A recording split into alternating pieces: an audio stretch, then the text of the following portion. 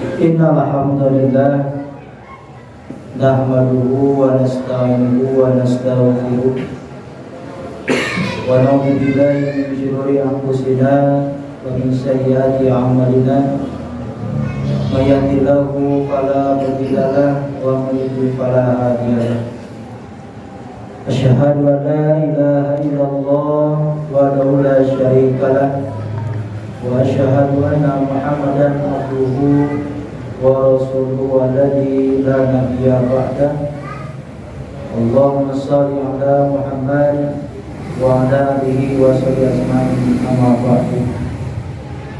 Ya ayyuhal hadirun ittaqullaha haqqa tuqatih wa la tamutunna illa wa antum muslimun. Wa qala Allah ta'ala fil Qur'anil Karim, a'udzu billahi minasy syaithanir rajim. Wa anna hadza sirati mustaqiman fattabi'uhu wattaqu la'allakum turhamun. Alaya sadaqallahul azim. Wa qala Rasulullah sallallahu alaihi wasallam, ya taqarruz zaman wa yanqusul amal al-hadis. Hadirin ahli Jumat undang Allah rahimakumullah. Pada siang hari ini tidak ada ucapan yang paling indah yang mengiringi lidah makhluk yang dhaifah, melainkan hamdalah kepada Zat yang Maha Gagah yang telah mempersatukan kita dengan kalimat thayyibah dan masih memberikan berbagai macam nikmat yang berlimpah sehingga kita bisa melaksanakan salah satu bentuk perintah, yaitu melaksanakan ibadah sholat Jumat. Semoga kita senantiasa berada dalam lindungan Allah Subhanahu wa taala yang Maha Pemurah. Hadirin ahli Jumat, undang Allah rahimakumullah. Rasulullah sallallahu alaihi wasallam bersabda di dalam salah satu hadis riwayat Bukhari, di mana dalam hadis itu Rasulullah bersabda, ya taqarrubuz zaman, waktu terasa singkat. Memang betul kalau kita hari ini mentafakuri bagaimana perputaran waktu sangatlah cepat. Menit tempat ciwit-ciwit, kurang sunat jam tempat antai-antai, wae tempat tere-tere kurang taya kaligram, penting dengarin cicing ditumbuk minggu-minggu, dibabak pukulan menuju pangharpan. Isau ditutul, usau, utau nampak untuk merubah kisah pemberan manusia di alam dunia. Tegasna bahwa perputaran waktu ini sangatlah cepat. Kurang tafakuran bagaimana muhasabah diri kita, bagaimana keadaan diri kita, bagaimana Allah sudah sedikit banyak yang mencabut kenikmatan yang ada pada diri kita. Kemudian dengan perputaran waktu tersebut kata Rasulullah, wa yanqusul amal kita berkurang. Entah berkurang amal itu karena faktor usia ataupun karena faktor keadaan. Kemudian watad harul fitan, akan terjadinya berbagai macam fitnah. Wa yanqusu, banyak orang-orang yang bahil, yang koret. Dan terakhir kata Rasulullah, wa yaksul harb, dan banyaknya pembunuhan ataupun banyaknya kekacauan. Bahwa hadirin ahli Jumat dan Allah rahimakumullah, jelas di dalam hadis ini Rasulullah memprediksi ataupun mensinyalir bahwa akan datang suatu masa di mana waktu sangatlah cepat berputar dan bakal terjadi yang tadi amal kita berkurang, kemudian terjadinya kekacauan yang ditimbulkan oleh tangan-tangan manusia, baik dilakukan oleh pribadi ataupun kelompok orang. Dan tadi di akhir disampaikan banyaknya pembunuhan, banyaknya kekacauan yang diakibatkan oleh tangan-tangan manusia. Tentu hal tersebut, keadaan tersebut memang terjadi di lingkungan kita ataupun di sekitar kita. Bagaimana kita lihat berita-berita di media sangatlah mengerikan hadirin wa rahimahumullah. Di antaranya mungkin dengan bertanya waktu itu yang berkurangnya semangat kita untuk melaksanakan ibadah karena berbagai faktor yang hadir menghampiri kita semua. Oleh karena itu tentu kita tidak begitu saja diam ataupun hanya duduk-duduk santai saja, tetapi kita harus melakukan sikap, harus ada solusi menyikapi kondisi yang digambarkan oleh Rasulullah. Apa solusinya? Yang pertama adalah kita harus memahami agama dengan benar. Kenapa kita harus memahami agama dengan benar? Karena tidak sedikit ketika hari ini tidak memiliki pemahaman agama yang benar, sehingga melakukan hal-hal yang justru terkesan itu adalah perintah agama, tetapi setelah dibuka dalil dan keterangannya ternyata itulah bukan sebuah perintah dari Allah Subhanahu wa taala dan dicontohkan oleh Rasulullah. Jadi alasan kenapa kita harus memahami agama dengan benar, karena agama adalah petunjuk, agama adalah pedoman hidup, dan agama yang akan menyelamatkan kita baik hidup di dunia ataupun di akhirat. Allah berfirman di dalam Al-Qur'an surat Al-An'am ayat ke-153, A'udzubillahi minasyaitonir rajim. Wa anna hadza sirati mustaqiman fattabi'uhu. Dan sungguh ini adalah jalanku yang lurus, kata Allah, fattabi'uhu, maka ikutilah. Bahwa ketika kita diperintah oleh Allah Subhanahu wa taala untuk mengikuti jalan-jalan ataupun jalan yang dibentangkan oleh Allah Subhanahu wa taala, pada dasarnya itu bentuk kasih sayang Allah supaya kita bisa selamat dunia dan di akhirat.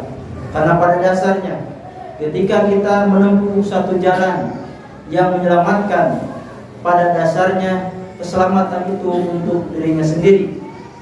Tetapi ketika kita menempuh jalan yang sesat, jalan yang dimurkai oleh Allah Subhanahu wa taala, pada dasarnya itu adalah untuk kerugian dirinya sendiri. Oleh karena itu, maka Allah Subhanahu wa taala memerintahkan untuk mengikuti jalan yang lurus, yang benar, yang diridhoi oleh Allah Subhanahu wa taala. Tetapi hadirin wa rahimakumullah, untuk mencapai, untuk memiliki pemahaman agama yang benar, tentu diperlukan proses, diperlukan tahapan. Di antaranya kita harus sering mengkaji ataupun hadir di majelis taklim, di kajian ilmu, karena di sanalah akan lahir pada diri kita keilmuan. Dari ilmu tersebut akan lahirnya keimanan pada diri kita. Bagaimana Allah Subhanahu wa taala akan mengangkat derajat orang-orang yang berilmu, sebagaimana firman Allah dalam Quran surat Al-Hajj ayat ke-54. A'udzu billahi minasyaitonir rajim. Wa liya'lamal ladzina utul ilmu. Adapun orang-orang yang diberi ilmu, anahul haqqu mirobika. Orang yang diberi ilmu, pertama kata Allah Subhanahu wa taala, al-haqqu akan membenarkan bahwa Al-Qur'an itu benar dari Allah Subhanahu wa taala. Anahul haqqu mirobika. Kita meyakini bahwa Al-Qur'an adalah dari Allah Subhanahu wa taala yang pasti benarnya, mustahil salahnya. Kemudian kata Allah, orang berilmu akan diberikan kelebihan selain meyakini kebenaran Al-Qur'an, wa yu'minu bihi, akan bertambah keimanannya, wa tuhbitalahu qulubuhum, akan tunduk patuh hatinya kepada Allah, wa innallaha lahdil ladzina amanu ila siratal mustaqim, dan Allah akan memberikan petunjuk kepada orang-orang yang diberi ilmu sehingga lahirnya keimanan kepada jalan yang lebih lurus. Artinya bahwa supaya kita bisa menyikapi sesuai dengan hadis Rasulullah tadi, akan terjadinya berbagai macam kekacauan, maka kita harus dipenuhi dengan keilmuan, dipenuhi dengan keyakinan. Karena ketika segala sesuatu tidak didasari dengan ilmu, maka ibadah kita akan tertolak. Wala taqfu ma laysa laka bihi ilmu, dan jangan engkau melakukan suatu amalan tanpa didasari oleh ilmu. Artinya bahwa kita perlu memahami, mengkaji ayat-ayat Al-Quran, hadis-hadis Nabi yang dijadikan sebagai pedoman umat Islam di dalam beribadah kepada Allah Subhanahu wa taala. Kata Rasulullah, "Aku tinggalkan dua perkara, niscaya kalian tidak akan tersesat selama-lamanya selama berpegang teguh kepada dua perkara tersebut, yaitu Al-Quran dan Sunnah Nabi." Mudah-mudahan kita semua termasuk kepada golongan orang-orang senantiasa berpegang teguh terhadap bimbingan Allah, menjalani pepanji Rasulullah yaitu sunnahnya. Amin ya Allah ya rabbal alamin. Hadirin ahli Jumat, Allah rahimakumullah. Kemudian sikap yang kedua untuk menyikapi kondisi yang tadi disampaikan di dalam sebuah hadis adalah kita harus bersegera di dalam memenuhi seruan Allah dan Rasulnya. Sebagaimana Allah berfirman di dalam Al-Quran surat Al-Anfal ayat ke-24, di mana Allah menyampaikan, "A'udzu billahi minasyaitonir rajim. Ya ayyuhalladzina amanu istajibu lillahi wa lirasulihi." Allah berfirman yang artinya, wahai orang-orang yang beriman, bersegeralah memenuhi seruan Allah dan Rasulnya. Wali rasuli idadakum lima yuhikum, apabila diseru oleh Allah dan Rasulnya kepada kehidupan yang baik. Artinya apa? Bahwa ketika Allah menyeru kepada kebaikan, Rasulullah menyeru kepada kebaikan, maka kita harus bersegera menunaikannya, bersegera untuk melaksanakannya. Di antara ajakan ataupun perintah dari Allah itu melaksanakan ibadah sholat Jumat yang hari ini kita lakukan.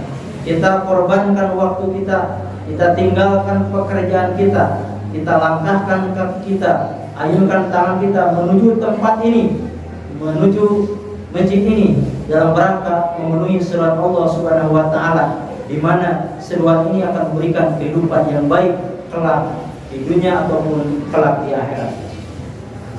Di antara ketika kita melaksanakan ibadah sholat Jumat ini dengan keikhlasan, dengan keimanan, maka mudah-mudahan bisa menggugurkan dosa-dosa kita.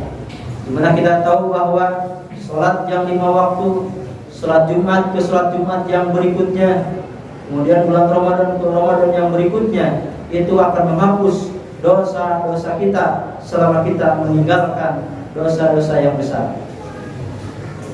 Itulah dua solusi ataupun bagaimana sikap kita ketika menghadapi situasi dan kondisi yang digambarkan oleh Rasulullah.